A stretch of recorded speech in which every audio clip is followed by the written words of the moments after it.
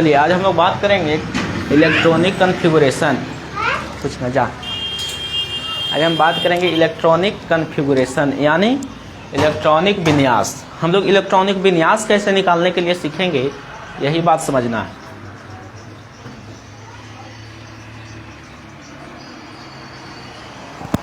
Electronic विन्यास यानी सबसे इम्पॉर्टेंट इसमें आपको क्या समझना है, जो बात समझा जाए। इलेक्ट्रॉनिक विन्यास में सबसे महत्वपूर्ण आपको है कि परमाणु संख्या याद रहना चाहिए, कहाँ से ये टच करेगा, जो बात समझना है।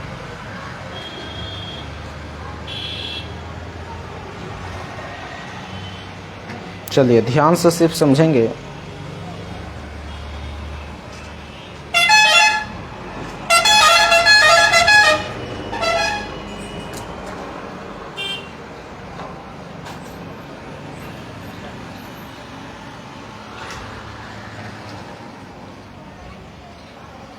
चलिए हो गया बाबू।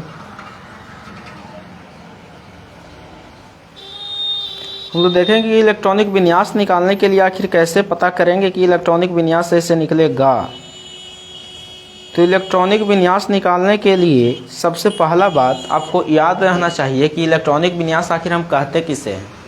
इलेक्ट्रॉनिक विन्यास आखिर हम कहते किसे हैं, तो ध्यान से समझना है। कक्षा या उपकक्षा के आधार पर, कक्षा या उपकक्षा के आधार पर इलेक्ट्रॉनों को सजाना, कक्षा या उपकक्षा के आधार पर इलेक्ट्रॉनों को सजाना या इलेक्ट्रॉनों का सजाना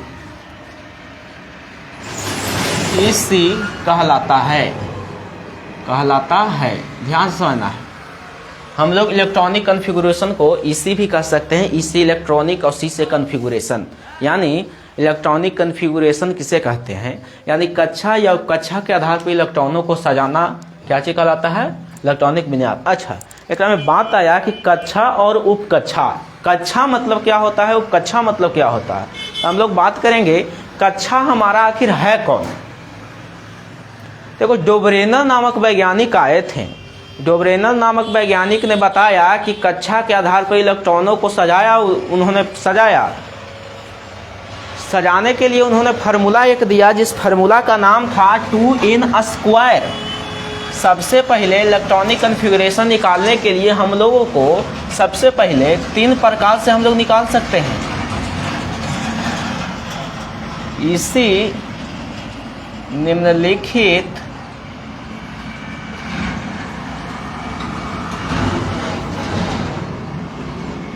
प्रकार से निकाल सकते, निम्नलिखित प्रकार के आधार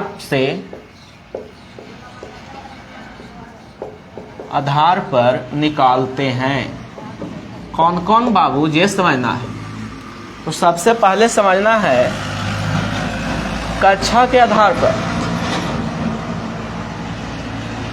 कक्षा के आधार पर इंग्लिश नाम के बात करें तो on the basis of orbit, यानी कक्षा के आधार पर। और दूसरा निकाल सकते हैं उपकक्षा के आधार पर इसी, यानी इलेक्ट्रॉनिक विन्यास उपकक्षा के आधार पर, यानी ऑन द बेसिस ऑफ सब ऑर्बिट। यानी हम लोग एक और मेथड से निकाल सकते हैं निष्क्रिय गैस के आधार पर, निष्क्रिय गैस के आधार पर, यानी on the basis of inert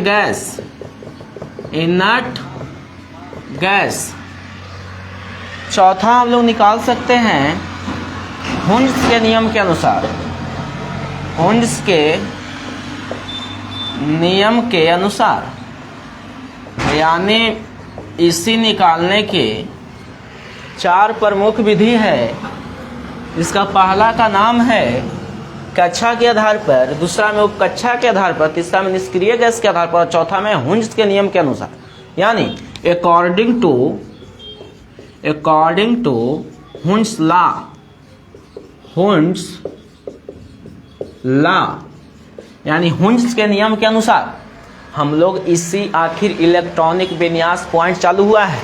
यहाँ से क्लास 12 के जो कंसेप्ट बाय कंसेप्ट क्लास दिया जाएगा, बिल्कुल ध्यान से समझिएगा, नहीं तो आपको यहाँ पर समझ में आए तो ठीक है, अगर यहाँ गड़बड़ाएं तो यहाँ के बाद हमेशा गड़बड़ाते रहिएगा। यानी सबसे पहले जड़ मजबूत करना है, तब आगे बढ़ना है, आगे तो बढ़िया हो ही जाएगा। कह रहा है कि हुन्स के नियम के अनुसार हम लोग कैसे निकाल सकते हैं, निष्क्रिय गैस के आधार पर हम लोग कैसे निकाल सकते हैं इसी यानी इलेक्ट्रॉनिक विन्यास। सबसे पहले हम इसमें बात करते हैं कक्षा के आधार पर। किसके आधार पर? कक्षा के आधार पर हम लोग कैसे निकाल सकते हैं।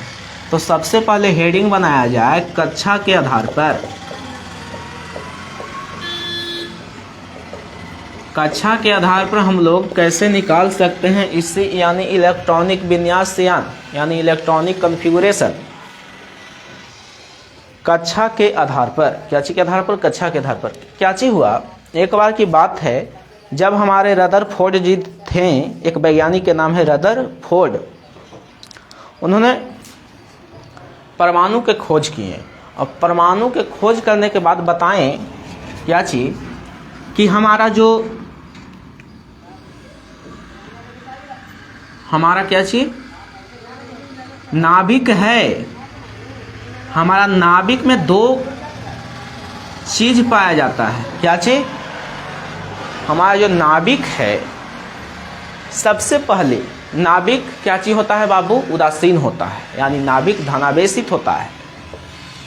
नाभिक में बताएं यहाँ पर नाभिक में ये क्या चीज है बाबू? नाभिक, जरा हम कह सकते हैं न्यूक्लियस। न्यूक्लियस यानी नाभिक, न्यूक्लियस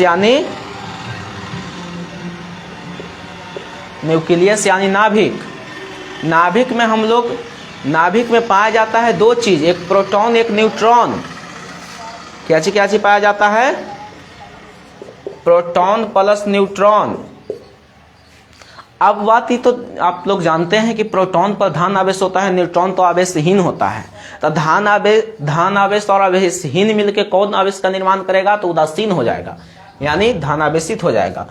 अब इलेक्ट्रॉन जो था, देखिए परमाणु के 3 मौलिक कण होते हैं बाबू, परमाणु के 3 मौलिक कण हैं। इसे ड्यूट्रॉन भी है, लेकिन ड्यूट्रॉन जो मौलिक कण में नहीं आते हैं, मौलिक कण में आते हैं इलेक्ट्रॉन, प्रोटॉन, न्यूट्रॉन। तब प्रोटॉन और न्यूट्रॉन तो जान गए कि कहाँ रहता है? नाभिक में। अगर कहीं कोई क्वेश्चन पूछे या एग्जाम में कहीं कोई क्वेश्चन पूछे कि नाभिक में परमाणु के कौन कौन मौलिक कण पाए जाते हैं, तो हम बताना है कि नाभिक में परमाणु के 2 मौलिक कण पाए जाते हैं, जिनका नाम है प्रोटॉन और न्यूट्रॉन।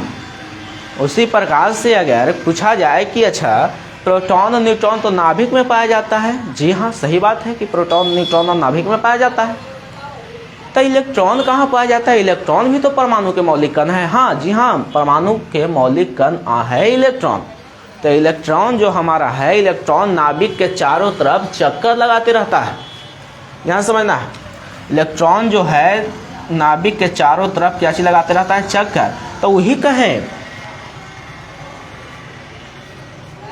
डोब्रेनर नामक वैज्ञानिक जो थे, उन्होंने बताए कि एक फार्मूला दिए, जिस फार्मूला का नाम है 2n²। अगर कोई क्वेश्चन पूछे कि कक्षा के आधार पर इलेक्ट्रॉनों की संख्या ज्ञात करने के लिए हम लोग किस चीज़ का इस्तेमाल करते हैं, किस फार्मूला का निर्माण इस्तेमाल करते हैं, तो कक्षा के आधार पर अगर निकालना हो इलेक्ट्रॉनिक विन्यास, तो ध्यान से समझना है, कक्षा के आधार पर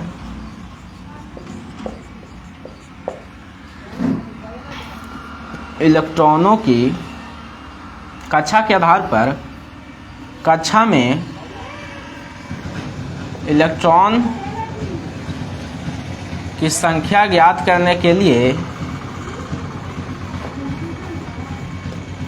इलेक्ट्रॉन की संख्या ज्ञात करने के लिए 2n² का प्रयोग किया जाता है। यानी कक्षा के आधार पर अगर इलेक्ट्रॉन की संख्या ज्ञात करना है तो हम लोग 2n² का प्रयोग करते हैं। ठीक है, तब बाबू यहाँ पता चला कि 2n² का इस्तेमाल तो करते हैं, सही बात है, 2n² के प्रयोग करते हैं। तो बताया जाए हम लोग कक्षा कौन कौन है, तो कक्षा के आधार पर है बाबू K, L, M, N, O, P, ये सभी हमारा क्या चीज़ कक्षा के आधार पर हम बारी बारी से निकालेंगे कि कक्षा के आधार पर कितना इलेक्ट्रॉन होगा उसमें रहेगा। तो बाबू समझना है K यानी पहला कक्षा है, यानी N के मान 1 रखेंगे तो इस फार्मूला में होगा 2, 1 के स्क्वायर करेंगे तो आ जाएगा 2, यानी K कक्षा में कोई पूछे तो 2 इलेक्ट्रॉन रहेगा। L में कोई पूछे तो N बराबर हो गया 2, यानी यहाँ पर 2 के स्क्वायर करेंगे तो 2 के स्क्वायर करेंगे तो 4 और 4 दूना 8, यानी L कक्षा में 8 इलेक्ट्रॉन रहेगा। उसी प्रकार से अगर M में बात करें तो M में हो जाएगा बाबू, M में हो जाएगा N बराबर तो तीसरा कक्षा है, यानी 3 के स्क्वायर, यानी 3 के 1 नहीं है बाबू, ये कॉमा दिया गया है, चला ये कॉमा है, कॉमा है। अब अगर N के मान हम लोग 3 रख रहे हैं तो 3 के स्क्वायर करेंगे था 9 और 9 दूनी 18 इलेक्ट्रॉन, यानी M कक्षा में कितना इलेक्ट्रॉन रख सकता है, 18 इलेक्ट्रॉन रख सकता है। सबसे इंपॉर्टेंट समझना है बाबू, नहीं समझिएगा दिक्कत हो जाएगा। अब इसके आगे एकदम ध्यान से सिर्फ समझना है।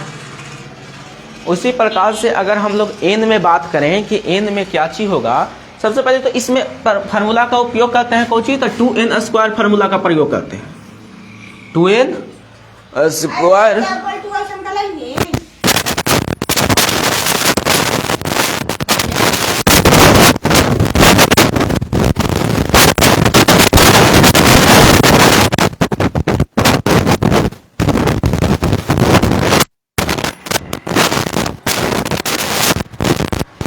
चलिए, तो 2n² का प्रयोग करते हैं। उसी प्रकार से अगर कह रहा है बाबू कि n कक्षा में इलेक्ट्रॉन की संख्या कैसे ज्ञात करेंगे, आज हम लोग Na तक पढ़ेंगे बाबू।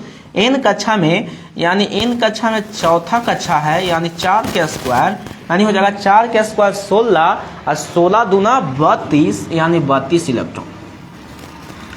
उसी प्रकार से हम लोग को पता चल गया, डॉट डॉट डॉट तक जा सकते हैं। उसी प्रकार से हम लोग को पता चला कि K कक्षा में 2 इलेक्ट्रॉन रह सकता है, L कक्षा में 8 इलेक्ट्रॉन, M कक्षा में 18 इलेक्ट्रॉन और N कक्षा में 32 इलेक्ट्रॉन रह सकता है। कक्षा के आधार पर यही बात हम लोग को पता चला बाबू कि कक्षा के आधार पर K में 2 इलेक्ट्रॉन, L में 8 इलेक्ट्रॉन, M में 18 इलेक्ट्रॉन, N में 32 इलेक्ट्रॉन, उसी डॉट डॉट डॉट तक जा सकते हैं। तो हमारा क्लास था आज केमिस्ट्री का, इतना ही रहने देते हैं। कल के क्लास में हम लोगों को चालू करेंगे उप कक्षा के, एकरे में बताएंगे कि इलेक्ट्रॉनिक विन्यास कैसे निकलेगा, फिर उप कक्षा के आधार पर चालू होगा। चलिए, तो आपका क्लास अब समाप्त होता है। अब क्लास का इंतज़ार कीजिए, कल क्लास अवश्य लेंगे। एक ग्रुप का नंबर है बाबू, उस ग्रुप पर आप मैसेज करके आप ग्रुप में जुड़ सकते हैं। नंबर है 7091664774, या ऐसे लिख देते हैं 7091, या ऐसे लिख देते हैं 70 91 66 47 74। ये नंबर में आप मैसेज करके जुड़ सकते हैं ग्रुप में। चलिए, तो आपको क्लास में जुड़ने के लिए बहुत बहुत धन्यवाद।